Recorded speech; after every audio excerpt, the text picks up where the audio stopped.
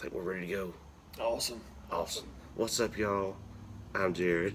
Josh, how y'all doing? I was hoping you can hear me because my voice is all messed up, but I tried to take some stuff for the scratchy throat, and fisherman friends left us. Yeah, for real.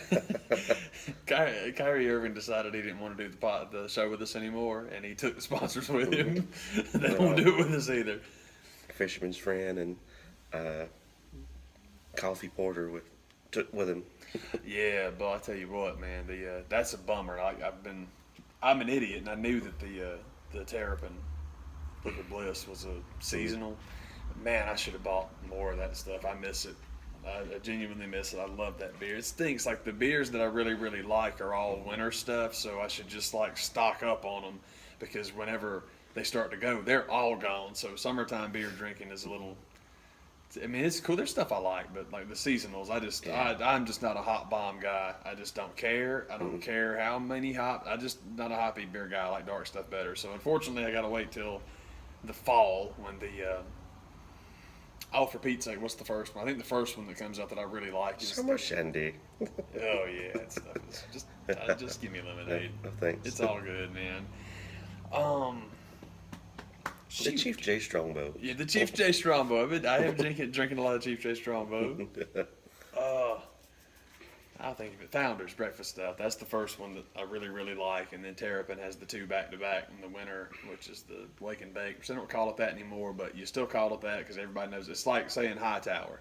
If you live on the west side and you actually like Marta, you know Hamilton E. Holmes is Hightower. People say Hightower, you know what you're talking about. And then Wake and Bake turns into Liquid Bliss, and I'm a happy guy. I should have done better. I'm just bummed at my idiot self for letting them sit there in Kroger and letting the rep come and get them. Damn it. Yeah, I was hoping they were going to do it all the time, but that's okay. We had a first today. Went out and tried the first Buckhead Shake Shack. Yeah, brother. I'd had Shake Shack before on the Orlando trip a few months ago. I fell in love with it and knew I had to go back.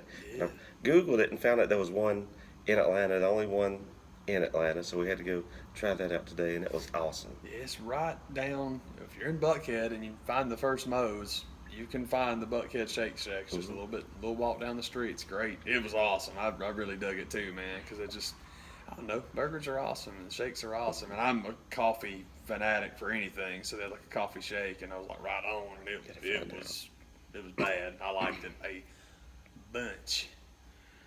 I had to run in Barnes & Noble and look at the Criterion stuff, which I still haven't bought. I've got it from gift card I'm sitting on, but I just haven't bought anything yet. I think I've got my choices narrowed down, but I don't know, man. I think it's going to be wrapping up soon. The biannual half-off Criterion sales going on, so check that out if you're into those, because I just can't stop.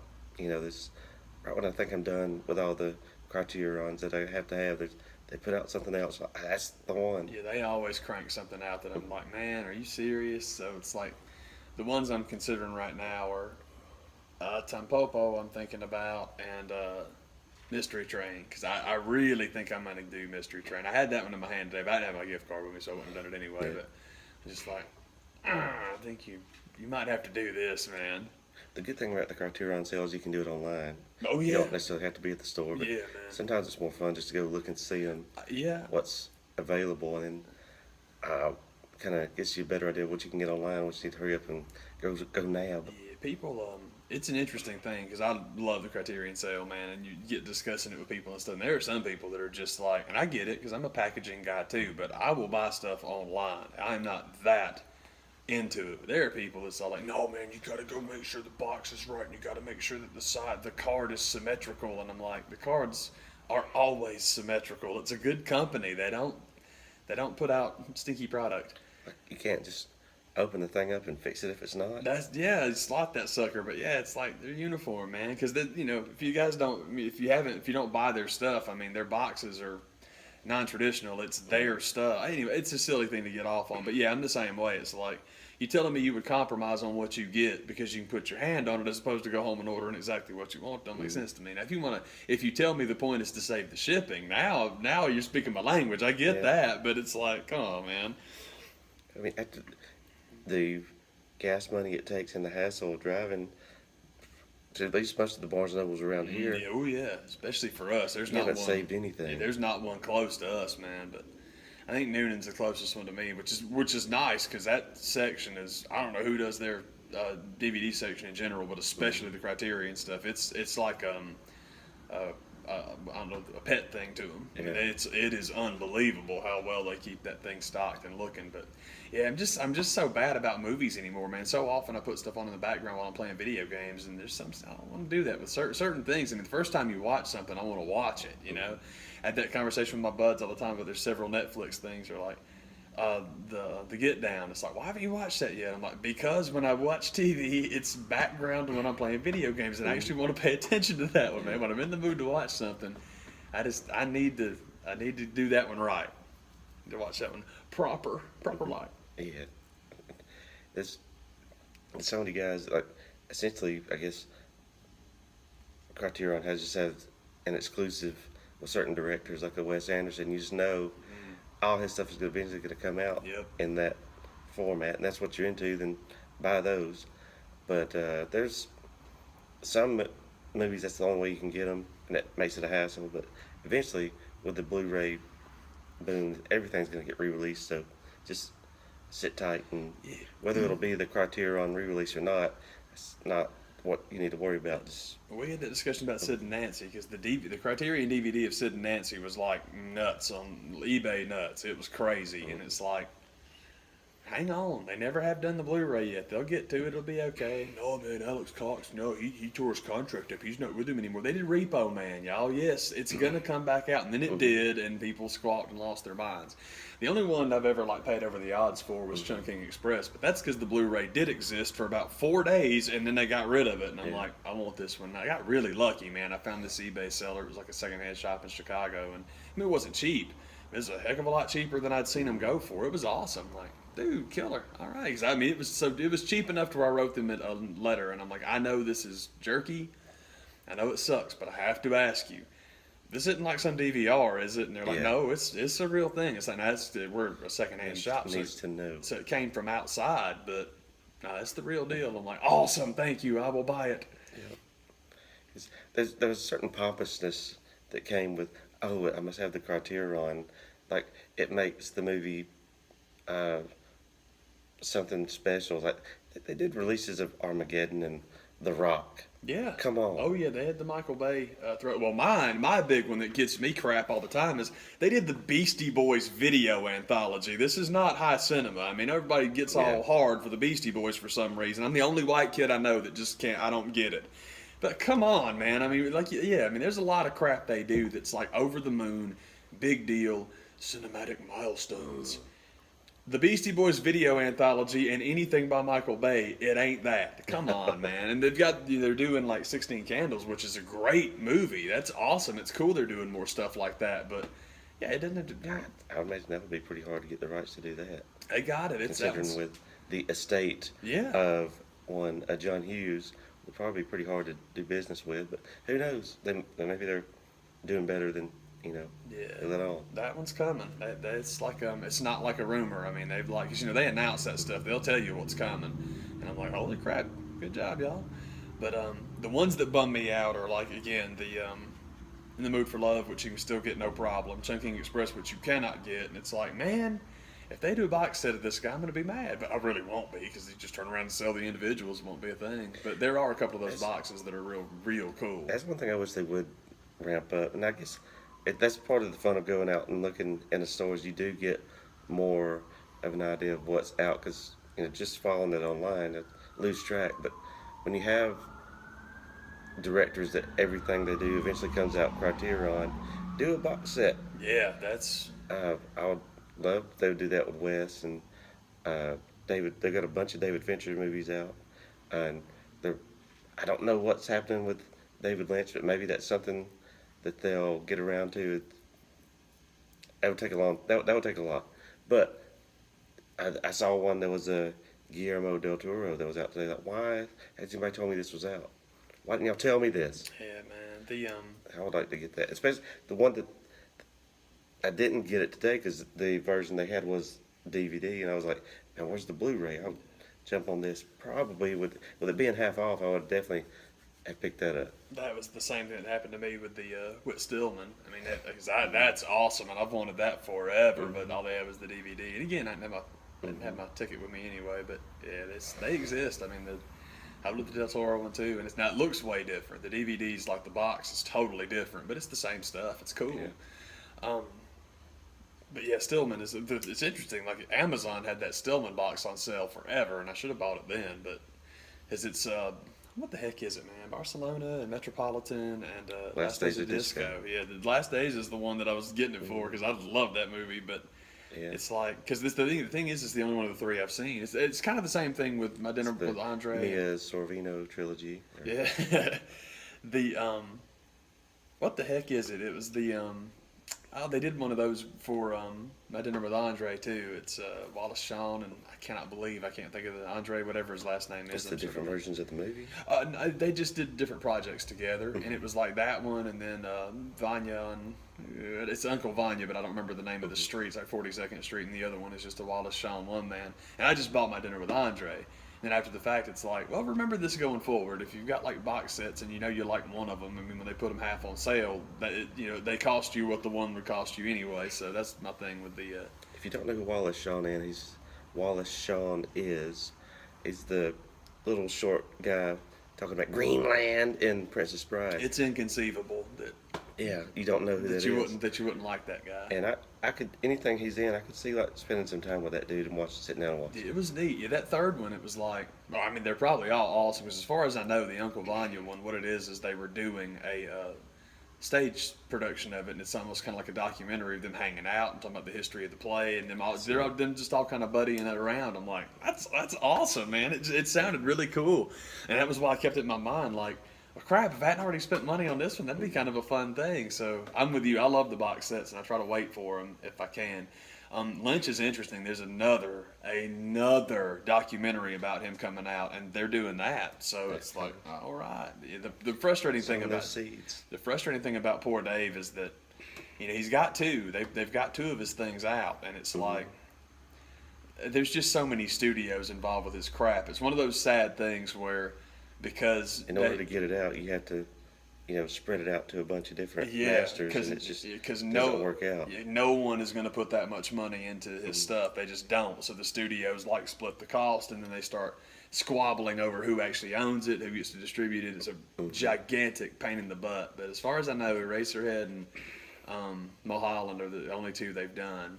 And that's not too bad ones to get, Yeah, it's cool. It's very cool. It's very weird. If I could hand pick one, probably Blue Velvet. I mean, that's it's so good. Blue Velvet's awesome.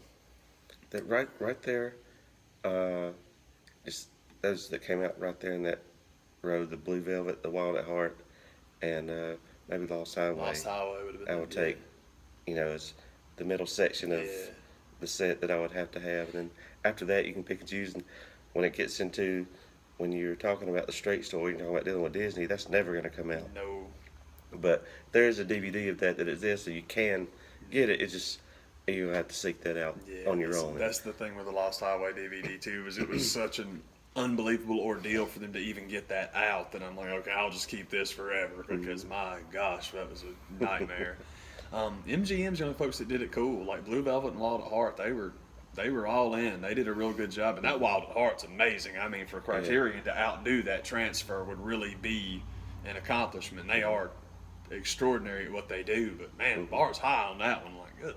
Look at this thing, man. But no, you won't get commentaries. That's just deal with it, because that's the huge complaint. I can't believe Criterion didn't do a commentary on Mulholland Drive. He doesn't do them. It's David frickin' Lynch. You're not going to tell him what to do. Do you really want to sit down and listen to him for a whole movie? I mean, I would like to listen to him talk about just about anything. Other stuff, but his own movies, nah. I don't want him to get into trying to explain to me what the stuff is about.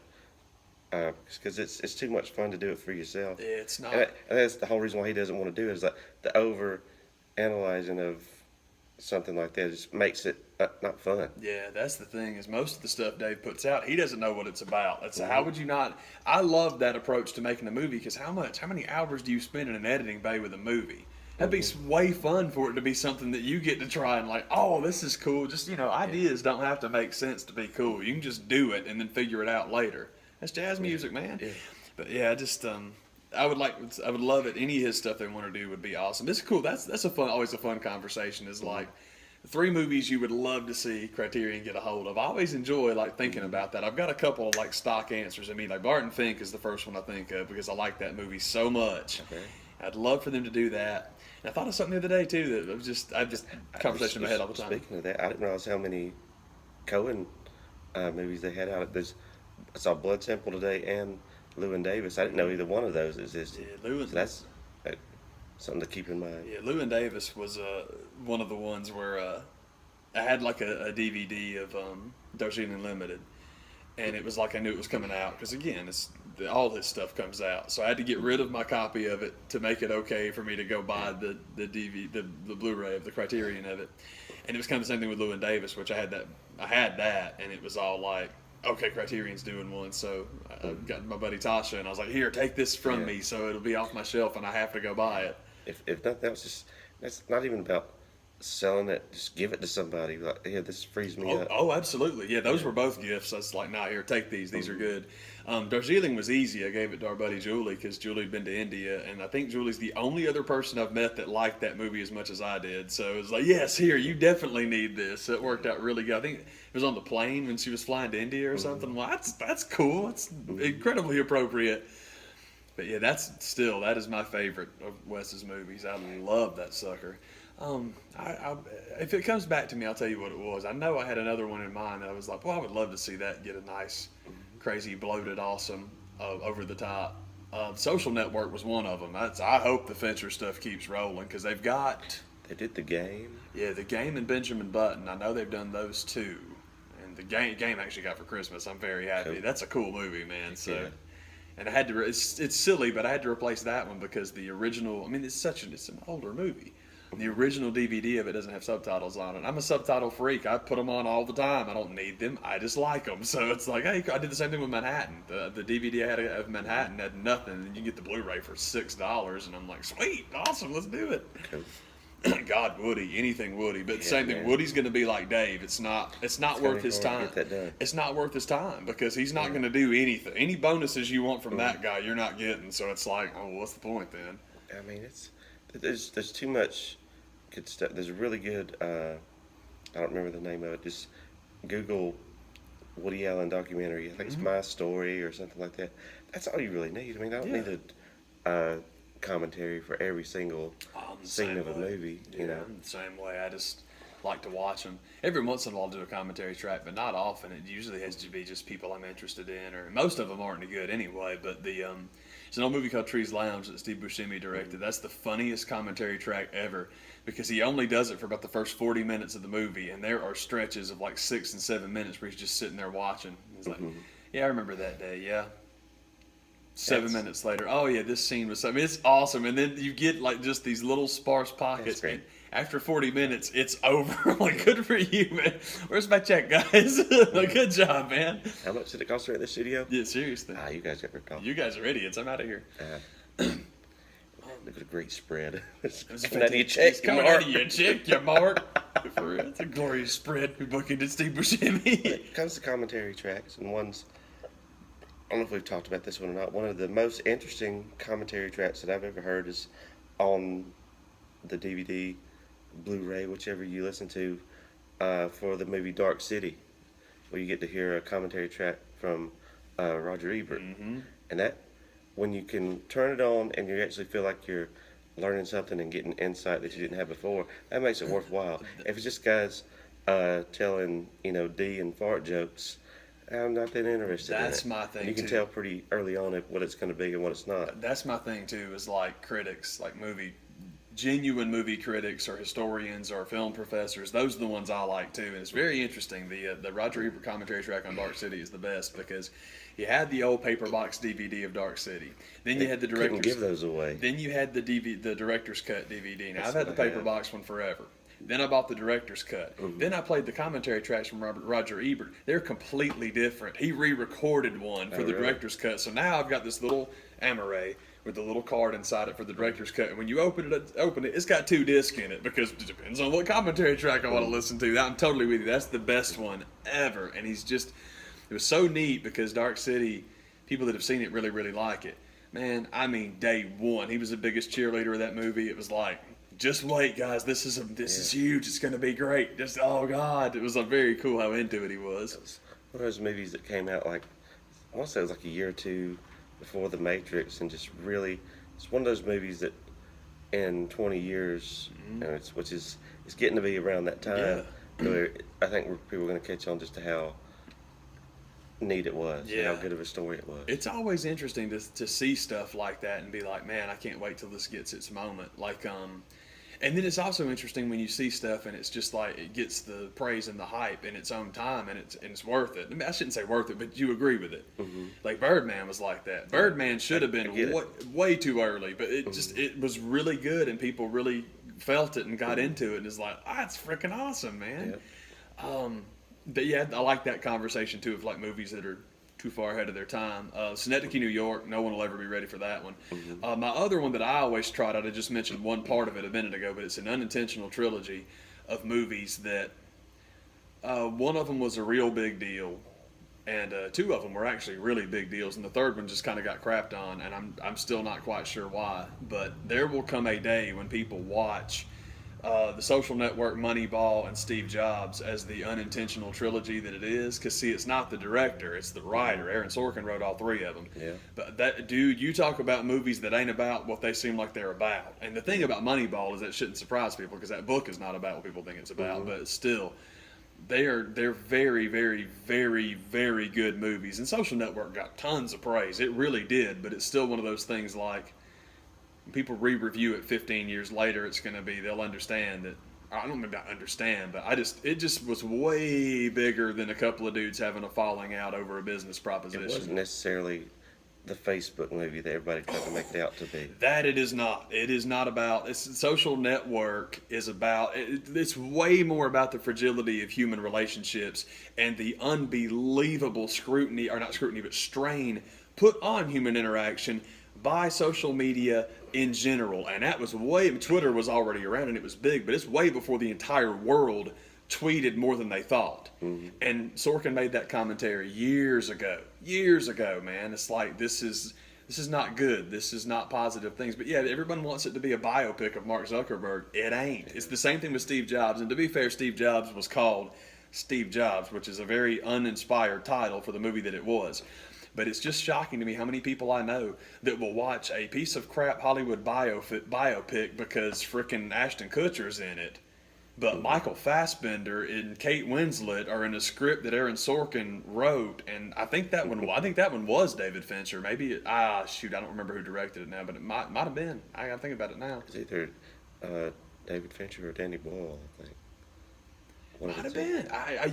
It could be. I think you're right. I think it was Danny. I need to look that up because I really should know.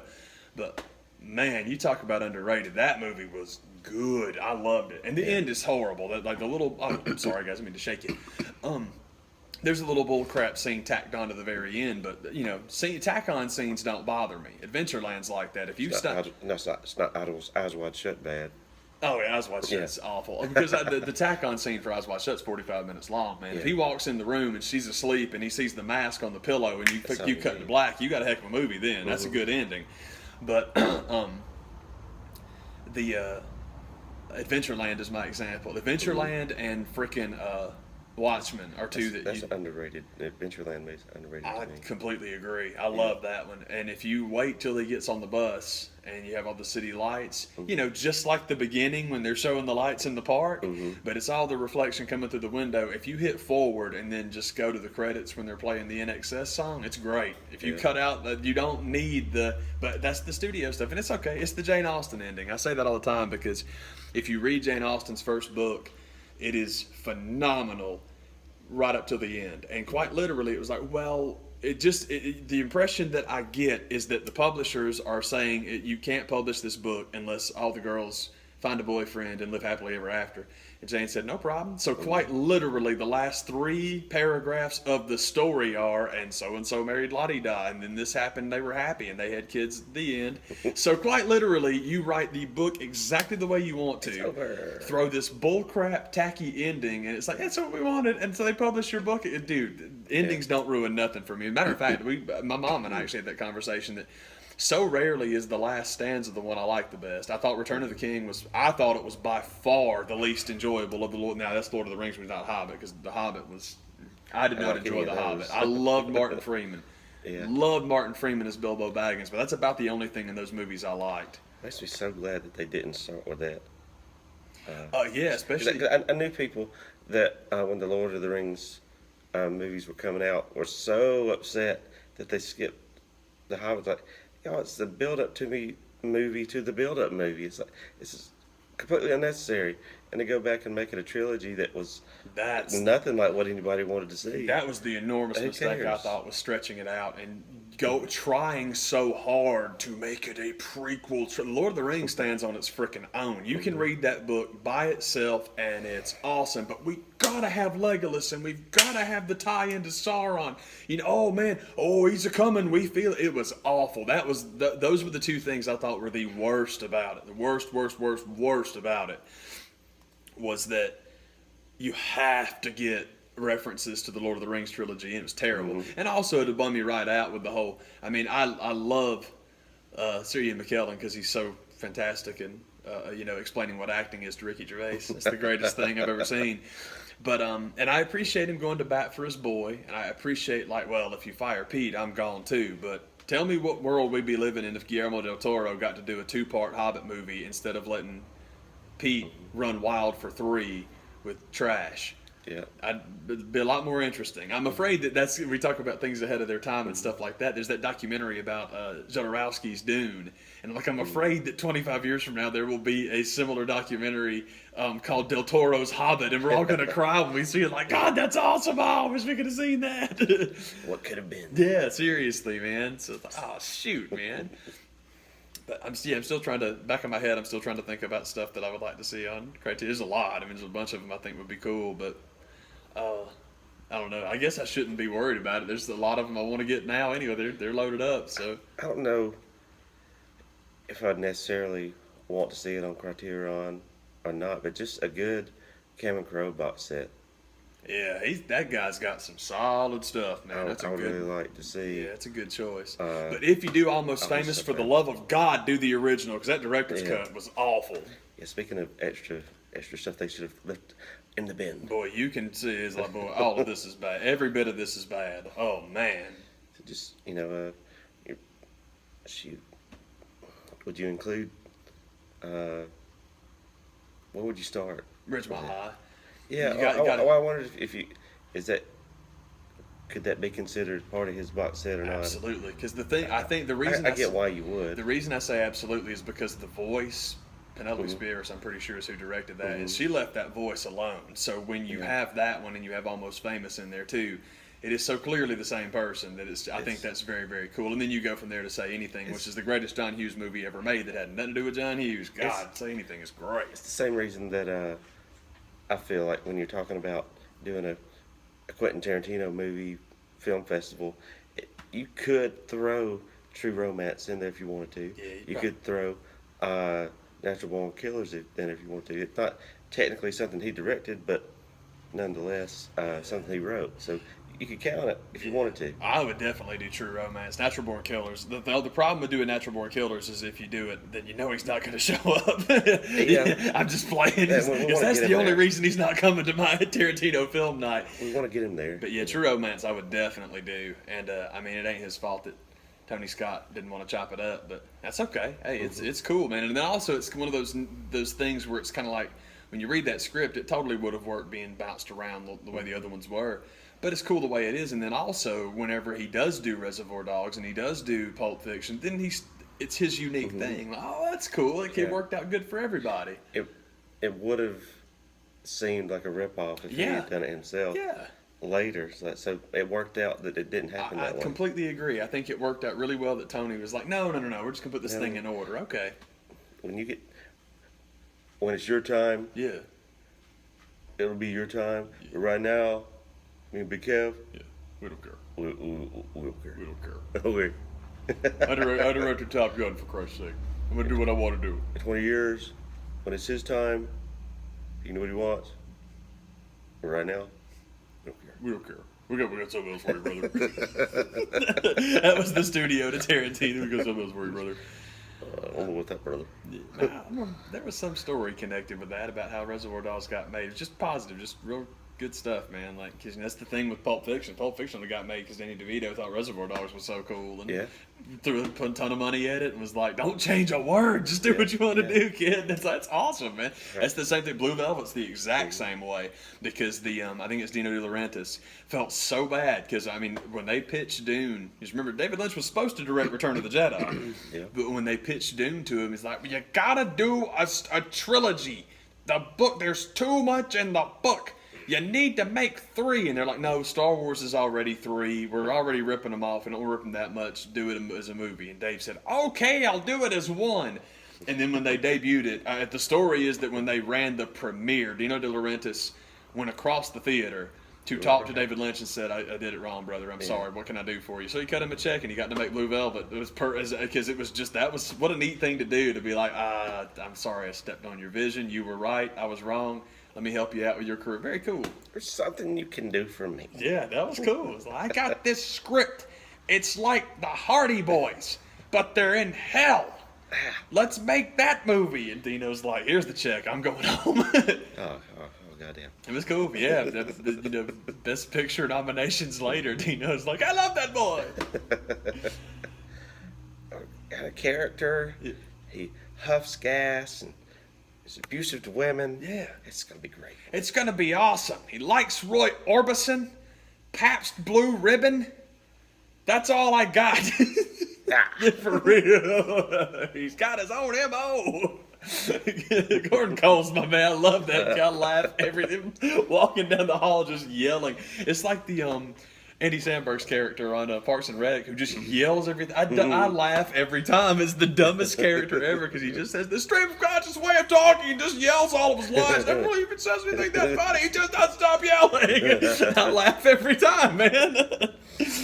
We wanted to give you insight of what it is like to sit down and have a conversation. That's what we want this show. Yeah, we don't man. really know what it is to be. It's just like our conversation with you.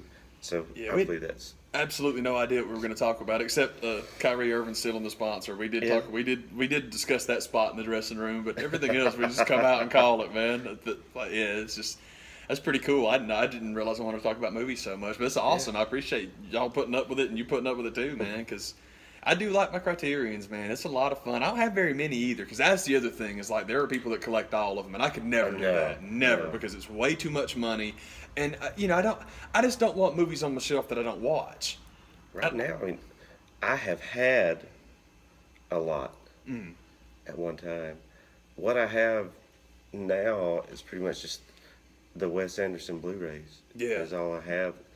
I've had as many as probably 20 or 30 at one time. I even Armageddon and The Rock. Yeah. But it gets to a point where it's like, man, these are just way too time consuming.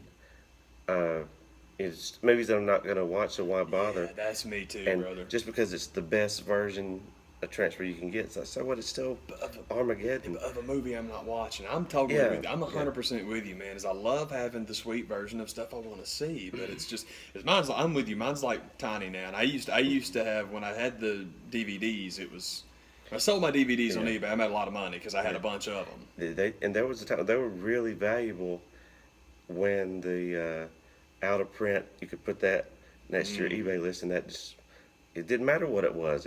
RoboCop was going for $100. Yeah.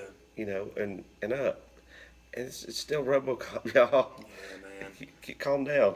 It's I've only ever had one that was worth like a crap ton of money, but I don't care. And I've mentioned that to somebody, like, "Oh, they Blu-rayed that one, yeah." I was like, I don't care. Somebody wanted it. They offered me a good deal for it. I gave it to them. It's fine. I'm just with you, and I'd have all of them. And that'd be my other thing too with collecting all of them. Is going from DVD to Blu-ray would drive me crazy. Oh, God, yeah. It'd make me nuts. So I just took all the ones I had on DVD, and I sold them, and the ones I could transfer over, I didn't. And some of them I didn't want to, but yeah, the stuff. You go first, and because I'm going to think about what I got. Most everything that's worth having since the Blu-ray conversion has transferred over. Yeah. Most of the stuff that they lost the contract to was stuff that I didn't want to replace anyway. Yeah. But one of the ones that popped in my mind I've thought about is many Jim Jarmusch movies that you can get Yes. with Criterion and Blu-ray. Where's Ghost Dog? I would like if they did Ghost Dog. The one I'm sitting around, the man said to hear this 1,000 times, and I know this just came out. But the last movie I saw that just like punched me in the face wonderful was frickin' Patterson. I loved that movie. I can't explain why I liked it so much. My buddy Aaron and I, actually my buddies Aaron, Danielle, and I all watched it together, and we all dug it. But for some reason, there was this like subsonic dog whistle frequency from that movie, and like 4 different times me and Aaron are like, this is happening, isn't it? Are you feeling this? I can't begin to tell you why that movie resonated so strongly, but I loved it. It was so good. And you're right, that Jim's got tons of stuff. That's Mystery Train, I was talking about it earlier, which that's the one of his earlier stuff. That's the one I really want. Down by Law is a very, very fun movie. Orleans Parish Prison. Dead Man's the other one. Like I can't believe they haven't done that one. But yeah, man, Ghost Dog was underrated as crap, especially the soundtrack. The score, I should say, that was awesome. But Ghost Dog, we actually went to the theater, found like the only person on earth that I knew that was interested, and we're both like, yeah, let's go watch it. That'll be cool, and it was. I liked it. It does have the feeling of that was like his shot at being backed by a studio, and they got somebody that I'm going to make this story about this black samurai in the hood, and they were like, okay, that sounds like a great idea, but it didn't make $1, so they were like, well, we're not paying for any more of your movies. That was fun, Jim. And so that one's probably, I would imagine that's tied up in like Touchstone or New Line or somebody like that. That makes sense. I get why you probably not going to get that one anytime soon, but stranger things have happened. Yeah. So keep hope out there. Yeah, man, keep hope alive. But yeah, keep hope alive. See, it's messed up because that's like Jesse Jackson's slogan, but when I hear it, all I think about is Pete and Pete because of the T-shirt with Artie on it, man. I'm pretty sure that's what it said. Man, my brother would thump me for not remembering that. I'm pretty sure that's what it was. Speaking of which, there's another nostalgia trap that Nickelodeon's doing more episodes of Pete and Pete. Stop. I'm good. Yeah, I don't get it. What's there left to tell? I am not going to buy every single thing that references my childhood. I'm not. I'm in OT. Stop, y'all. Good God. If you can't make me go watch every Avengers-related sequel, which you haven't, because I haven't seen, outside of Captain America and Avengers 2, I haven't seen any of them. It's not going to work. Oh my gosh, man. But I'm so tired of every single thing. Oh man, I'm tired of remakes. Yeah, me too. Especially ones that are designed at the real target demographic. Don't believe that 18 to 24 crap. You are the target demographic from 18 to 24, right up until you're not 18 to 24, and then the real target demographic of people who wish they were still 18 to 24, that's the big one. Because then it's like, let's sell the toys you used to play with to your kids, and let's sell the Hot Wheels that you used to play with to you as a car. It's so frustrating. Like, man, I like new crap too. It's okay. Not music, because I'm an old man. That's okay. It ain't that music ain't good. It's just, I'm old now. I don't hear it. It's not supposed to appeal to me. Other than that, though, dude, you can get new people to write stories. You can get new people to write movies. It's cool. Man, you couldn't even get the DVDs. How are they going to make the new show? It's like, whatever, y'all. This is dumb. I shouldn't say dumb, but I'm not into it. Fuck that. Forgive me for being that's how mad I am at Nickelodeon over Pete and Pete. But yeah, it's just like, please stop. Yes. Pete and Pete season 1, Criterion, that'd work. Hey, there we go. Yeah, I was trying to think of something else, because you're right. There's a couple of things they've done that are just like straight baloney. And it's okay to do baloney. It's just don't, and it's not the company's great. Make your own decisions. But I'm just with you on like there's something about the haughtiness, and I love the stuff, and I'm the king of pretense. Ask anyone that knows me. I'm the king of pretension. But I don't know. It's just like, just let them do what they want to. It's fine. They can do some cool stuff too. It's all good. It is nice that there is something for everybody. Yeah. Amongst it, because there are people that are all into. They've done a version of Godzilla. Yeah, that's cool. The Blob, movies like that. I don't necessarily think. have the reverence for that some people do, but I understand why some people do, and that's what I'm talking about. When it comes to buying a Criterion version of a movie, it have to really, really be something that I'm gonna watch this at least once a year. Yeah, that's a good thing. That's where mine's at. I'm with you on the. Now, I don't have all the Wes Anderson stuff. I just have all the Wes Anderson stuff I want, which is really only three of them. I do like Steve Zissou. I don't own it, but that's like my. It's not my cutoff one, but it's the fence one. Yeah. But I've got Rushmore, and I've got Tenenbaums, and I've got Darjeeling. And then, like, we were talking about it today, and this is sacrilege, but I don't care. It's the truth, man. Grand Budapest didn't do anything for me, but I've only seen it once. So I'll reserve judgment on whether or not I just don't have to have it till I see it again. But Moonrise Kingdom, I hate it. I don't get it. I do not get it. And I watched that one twice because anything that's done by a director I like, it's worth watching it a couple of times. And I watched it the first time, I'm like, maybe I was in a mood. Watched it again 2 months later. I'm like, no, it just doesn't do it for you. Cool. You save some money when the Criterion sale rolls around. But that is the positive thing is there's nobody that's everything. I want everything. There is not a movie director that I want everything they've ever done. The Coen brothers would be the closest, but even theirs, I don't want all of them. I need all of them. But man, I got the West stuff, and I got the two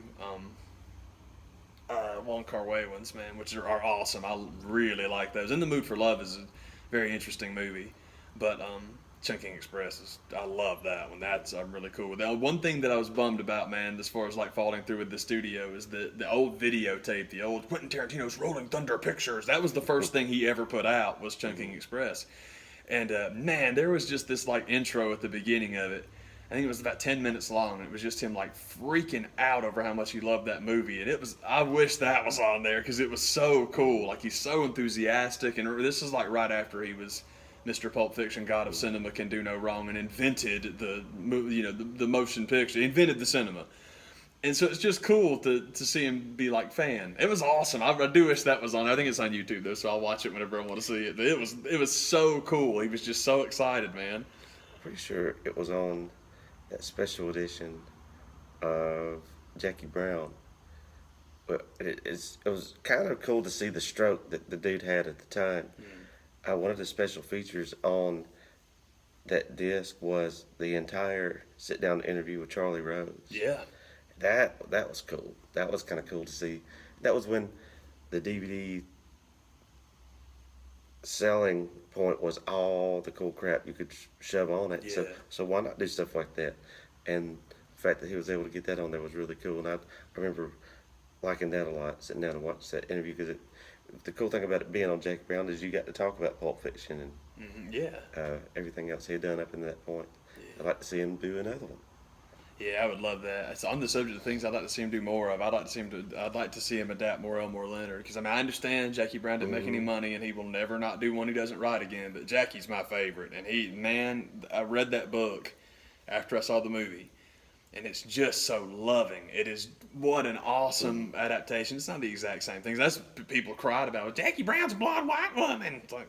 Y'all gonna have to calm down. It's Quentin Tarantino, man. He got Pam Grier's phone number. It's not like he's not gonna call her. Yeah. And she was great anyway. So what are you talking about? Who cares? But what do you want? Suzanne Summers to play her? No, that'd be okay. I would be fine with him not doing that. That was my thing too, man. Is people like you said, it was a huge issue for like the race and stuff like that. No one person said anything about how cool it was that he went and got somebody in their 50s to play a character in their 50s. That was the coolest thing he did, was actually got that. I don't know. I think that's about right. And I know that's how old 40s. That's how the character was. Well, yeah. It's Pam Grier, Black Don't Crack, man. I can't tell. I could not tell you how old she is for nothing. I'm with you. I wouldn't have known. Yeah, I have no idea, but I just think it's so cool that you cast an actress that's the right age, which nobody ever does ever. So it's like, okay, y'all keep making a big deal about her blonde hair, skip over how good. And the thing was, man, that was like Pam Grier's Boogie Nights. She was awesome in that movie, man. It was just really cool. Like, good job, Pam. Love that movie, man. That was the last one of his that I just loved. Kill Bill's a lot of fun, but Kill Bill is like, for me, Kill Bill is like the concert that you went to that was amazing, and then you buy the live album, it doesn't sound as good. Like one time in the theater, incredible. After that, it's like, okay, I don't need to see this again. But it's just, it's okay. Yeah, it's all good. And all of his stuff up to Django was cool. I just didn't. I thought Django was that was just not my thing, and I have not seen Hateful Eight, so I don't know. After watching Django, I didn't want to see it. Yeah, me too. And really, it's not just Django because it started for me with Inglourious Bastards. I mean, you have the one guy who's glorious, and then it's just like, okay, I saw it. That's cool. And then I'm with you. It's like, okay, I'm good. Hope he does good going forward, man. Because you can always wish somebody some success and not have to support it yourself. Yeah. Speaking of directors, I would like to see Criterion do. Speaking of movies that I didn't know were out, was one Paul Thomas Anderson and Punch Drunk Love Yep. is out. Why not do more of his stuff? And speaking of a guy that you can get all this stuff, I'm not gonna say it's easy, but there's not many to get to do a set of. So why not try to do that? Every Punch Drunk Forward you could probably take care of, no problem. What the heck's it called? Hard Eight? Sydney, I think, is whichever you want to call it. That one, I think, is in limbo forever, apparently. But yeah, all the stuff since then, no reason not to. You could get Inherent Vice for nothing. Nobody liked that. Which it's not, and it wasn't that it was bad. Inherent Vice was good. The guy can't make a movie that's not good. It's just it was okay. Yes, it was okay. And also, I mean, I thought The Master is my favorite of his movies. That was absolutely incredible. But unfortunately, with There Will Be Blood, he did his Pulp Fiction because everybody crapped on Jackie Brown too, and Jackie Brown ruled. But unfortunately, that's the way we talk about that all the time. But like movie critics are very predictable, man. That's why we pegged 2 years before it happened that Wonder Woman was going to get awesome reviews. You just knew it. You knew it because you have certain reviewers that will go crazy simply because it is the female superhero. That's not why the reviews are great. There's good reviews for that. You have the DC kids who, they gave they gave Suicide Squad good reviews. They're going to make enough noise to where you hear positive things. But in my opinion, the real reason I was so comfortable thinking that Wonder Woman would do so well is something we've talked about many times before, and it's this. You finally dropped the curtain on Batman and Batman comparisons. You're not trying to make Wonder Woman Batman or get her to Gotham City or somehow tie in a reference. I mean, I know the Wayne reference. People are like, well, there is one Batman reference. Well, there should be because it's a Justice League movie that you're building to. But not going out of your way to have some surly figure in the back and a little pointy hat going like, wow, this is amazing. It's World War I. Why am I alive? But boy, she's impressive. Thank God they finally made a comic book in the DC universe. A reference to Wayne Enterprises that it's just a horrible reminder of like, oh yeah, that's coming. It's all good. You're building to Justice League. All that stuff is awesome. That's exactly how to handle that, but not overdoing it, not beating people over the head like, well, it's a Superman movie. Batman's gonna beat him up. Like, okay, it's just like do something. If you want these characters to be strong, make them strong, and that's such a good idea. And that is what takes you have, again, the little stack of like, well, it's a girl, so I like it. And, well, it's DC, so I like it. You take those numbers that are whatever they are. But then you have these numbers that actually genuinely praise something super positive, and that's why the reviews are great. Not good, not, oh, it's certified fresh, screw that. That's why they're great. And you can tell. I mean, whenever people ride high for too long, they gonna cut you down. It's gonna happen. So eventually you're gonna put a movie out that it's all like, this was awful, and usually it's not. They just get tired of talking about how great you are. And my deal with Wonder Woman is it was no shock that it got the reviews that it got. Yeah. People, but that's talk about seeing a band live and then going back and watching it again and be like, oh, that wasn't. It's still a DC movie. It happens. It happens. To the core, where they tried to do the clone of Captain America the best they could, even to the point where it got kind of boring for a little while. But it's the same DC thing where they got, at the very least, they got the Wonder Woman character right, and I like that a lot. Yeah, but it's just the preachiness of just this character that you're kind of like, okay, now this is starting to feel a little bit more familiar, getting preached to. But like, it's the best thing they've done, but it's not saying much. That's where I'll leave that. I just not looking forward to anything else they have coming on the horizon. until they talk about doing a sequel, in which they already have. They'll be doing the Wonder Woman 2, which is, from what I hear, is going to be set more in like the Cold War era. So I'll go check that out. But uh, care anything about seeing Justice League or anything else Oh, me neither. You they dude, have it would rumored to be coming out. it would require a gigantic check and a lot of wine to get through Justice. I have no interest. If Batman's involved, I'm out immediately. I just don't. I'm tired of the character to begin with. He's Wolverine. Even if you like him, how are you not sick of him already? Yeah. But at least when Marvel does something that's not X-Men, thank God they can't. It's all, oh, you got to get the X-Men in the MCU. No, you don't. Oh my God, please don't. Because if Wolverine can't be in there, he won't be in there. God, he already ruined the comics for an entire decade and a half.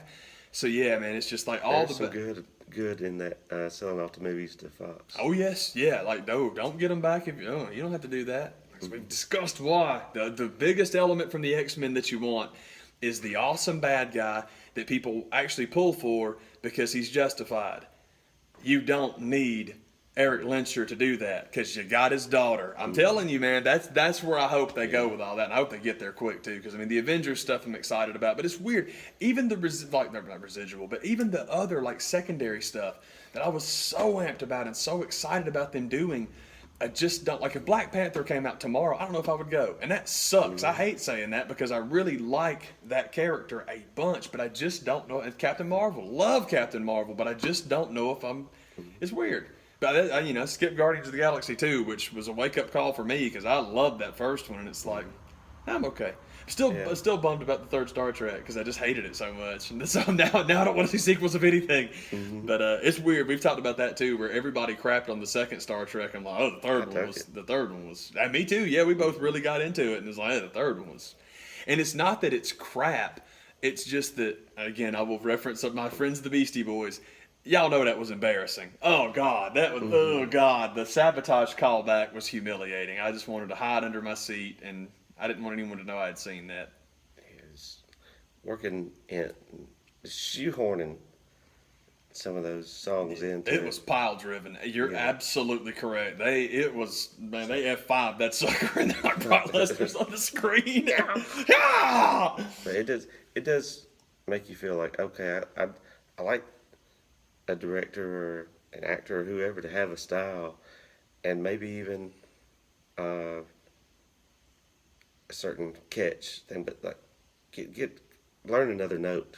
It's very interesting. It ties into something you talked about earlier, man. For our viewers that have never seen Punch Drunk Love, if J.J. Abrams' lens flare bothers you, don't ever watch Punch Drunk Love. We've talked about this before, man. Punch Drunk Love is like the foundation of every film school in the country and has been for the last 10 years. There are so many movies that borrow so heavily from Punch Drunk Love. It is shocking. It is shocking because all of those lens flare, old J.J. Abrams lens, like seriously, y'all missed that one? All of the J.J. Abrams lens flare stuff, so much of the roving camera stuff, man. Her, which I absolutely love, is almost a remake, not content-wise, but just the composition of it. And then the other one is Secret Life of Walter Mitty. Walter Mitty is a remake of Punch. Again, it's just when you see the composition and the way it's put together, there's nothing like Punch Drunk. I'd never seen anything like it when I saw that. And now everything you see is like that. Yeah. Those are all good movies. Well, at least I liked Walter Mitty, and I liked, I don't remember what I said, and it doesn't matter. Oh, Her. I thought Her was great. Her, a box set of Her. Oh, Lost in Translation. That's one Criterion should do. But if you get a box set of Lost in Translation and Her, and you sell them together, it would be sharp. One of the coolest Blu-rays I have is a DVD combo pack. I was big into those. Yes. The 4 films and the triple features and double features. One box. There's a set, and I actually hung on to this one, of Lost in Translation and Sunshine of the Spotless Mind. Yeah, it's not Eternal Sunshine of the Spotless Mind. Not a bad tag team. So I thought that was one that when you see that on a shelf, you're like, oh, I gotta have that. I am like the biggest jerk in the world when it comes to Eternal Sunshine of the Spotless Mind. I'm the biggest jerk on earth because I got so tired of hearing about John Malkovich, which I did enjoy. But Spike, John Malkovich you can get on Criterion. Spike Jones got all the credit for that. All the credit for that. And it's like, did you watch it? Because I'm telling you, it's the guy that wrote it, not the guy that directed it. And that's the Beastie Boys thing. It's all Spike Jones's videos. So you do that, and then you do adaptation, which is Spike Jones again. And then you do Eternal Sunshine of the Spotless Mind, and he was busy. He couldn't do that one, so Michel Gondry does that one. You tell me which one's the best of those three movies. But the same guy wrote all of them, so it's like I was so happy when that came out, and it pile drove the other two. Because that guy, Charlie Kaufman's a special cat. His stuff, he's good. He's really, really good. But that's another one that, like, there's really no need to do. You know, it's cool they're doing the Spike Criterions. No need to do Charlie's. He wouldn't talk to you anyway. So it's like, that's cool, man. But, yeah, Lost in Translation. I knew there was one I thought of that I was like, that really I would be very excited about, and that's it. That'd work. Heck yeah. I'm saying is somebody at Criterion needs to at least give us a phone call. Something. Yeah, seriously. Or just keep sending those emails. Because, God, every time one comes out, I think the last one I got, there was nothing on it I needed, and I'm like, whew, finally. It was a bad run there for a minute. Like, y'all going to break me, man. I think Grace. No, y'all, thank God, Dave. Man, that's what it's fun not to have a WWE show to talk about. Yeah, seriously, man. Just like Babylon about awesome movies, man. Trainwreck. Where's the Criterion copy of Trainwreck? John Cena's triumphant acting debut. Absolutely. And that's not a joke. I thought he was great in that movie. I loved him. I thought he was awesome, man. He is awesome. My two favorite John Cena things are Trainwreck and the Southpaw Regional. He was funny on that. For some reason, when you said Trainwreck, I went to like that Chris Pine, Denzel movie. Like he was in that. I think that's what it was called. I know what you're talking about. I just remember. Oh yeah. What the heck? Unstoppable. Oh yeah. It would be awesome. It's John Cena's how they stopped the train. The train couldn't see him. So what did I miss? Was that 12 rounds 2 Yeah. or 3? Unstoppable. 12 rounder. 12-rounder with the Miz and Randy Orton. John Lithgow. And Kane. Kane. Dame Judi Dench and Kane. Y'all be cool. Take it easy, y'all. All right.